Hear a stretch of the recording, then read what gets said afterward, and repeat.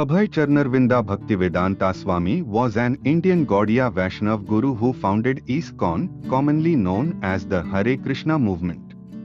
Members of ISKCON view Bhaktivedanta Swami as a representative and messenger of Chaitanya Mahaprabhu. You should not be carried away by the dictation of the mind, but the mind should be carried by your dictation. Beginning of all knowledge comes from humility.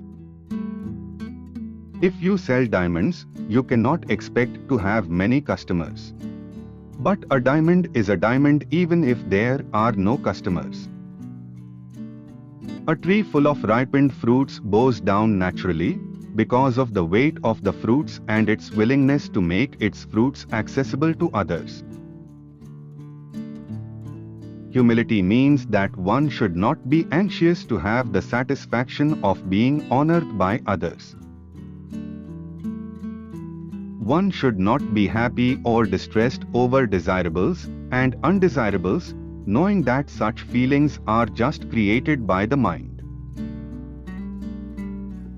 Books are the basis, purity is the force, preaching is the essence, utility is the principle. Every living creature is the son of the Supreme Lord, and he does not tolerate even ants being killed. To kill nothing, that is love. When a pure devotee or spiritual master speaks, what he says should be accepted as having been directly spoken by the Supreme Personality of Godhead in the Parampara system. It's better to be an outspoken atheist than a hypocrite. The artist draws a picture of a rose very nicely with all attention and artistic sense, and yet it does not become as perfect as the real rose. If that is the real fact, how can we say that the real rose has taken its shape without intelligence behind the beauty? A grain of devotion is more valuable than tons of faithlessness. This chanting of the Hare Krishna mantra is enacted from the spiritual platform, and thus this sound vibration surpasses all lower strata of consciousness, namely sensual, mental and intellectual. Be very humble when you plan so that Krishna is happy with you. Religion without philosophy is sentiment, or sometimes fanaticism, while philosophy without religion is mental speculation. Faith is unflinching trust in something divine. Our first duty is to satisfy the spiritual master, who can arrange for the Lord's mercy. A common man must first begin to serve the spiritual master or the devotee. Then, through the mercy of the devotee, the Lord will be satisfied. Unless one receives the dust of a devotee's lotus feet on one's head, there is no possibility of advancement.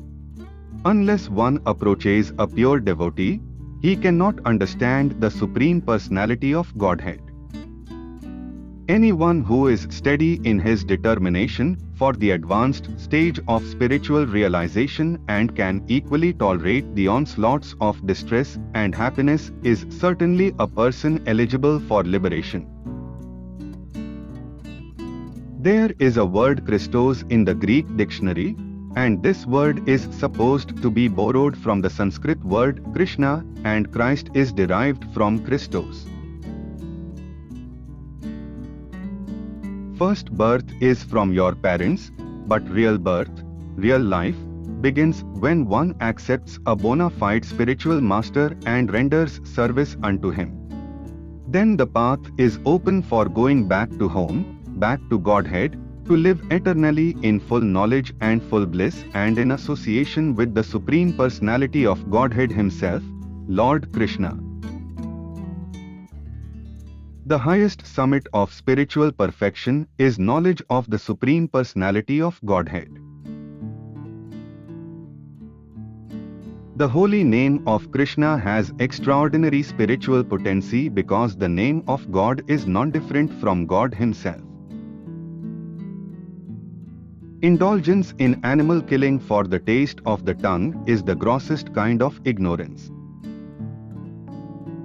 Out of many millions of wandering living entities, one who is very fortunate gets an opportunity to associate with a bona fide spiritual master by the grace of Krishna.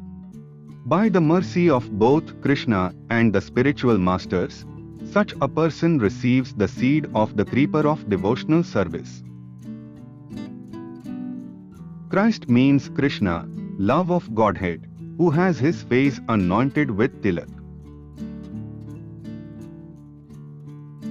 A devotee should be fixed in the conclusion that the spiritual master cannot be subject to criticism and should never be considered equal to a common man. In spiritual life, one must conduct one's whole life under the guidance of the Guru. Only one who executes his spiritual life under the direction of the spiritual master can achieve the mercy of Krishna. One who loves Krishna will give him whatever he wants, and he avoids offering anything which is undesirable or unasked for. Thus, meat, fish and eggs should not be offered to Krishna. Vegetables, grains, fruits, milk and water are the proper foods for human beings and are prescribed by Lord Krishna himself. Whatever else you eat cannot be offered to him, since he will not accept it. One has to ascertain the right path for his activities by following in the footsteps of great saintly persons and books of knowledge under the guidance of a spiritual master. A spiritual master who is 100% Krishna conscious is the bona fide spiritual master. Living entity is food for another living entity. It does not mean that I shall eat my children also. There is discretion. Therefore, a person fully absorbed in the bodily concept of life is surely killing himself by not making spiritual progress. Such a person is called Pasugana. Especially excluded from spiritual life are the animal hunters, who are not interested in hearing and chanting the holy name of the Lord. Such hunters are always unhappy, both in this life and in the next. It is therefore said that a hunter should neither die nor live, because for such persons both living and dying are troublesome. The genuine Guru is God's representative, and he speaks about God and nothing else. The Lord has different names according to his different activities. For example, his name is Madhusudana because he killed the demon of the name Madhu. His name is Govinda because he gives pleasure to the cows and to the senses. A disciple serves the spiritual master with the sole purpose of getting instructions from him.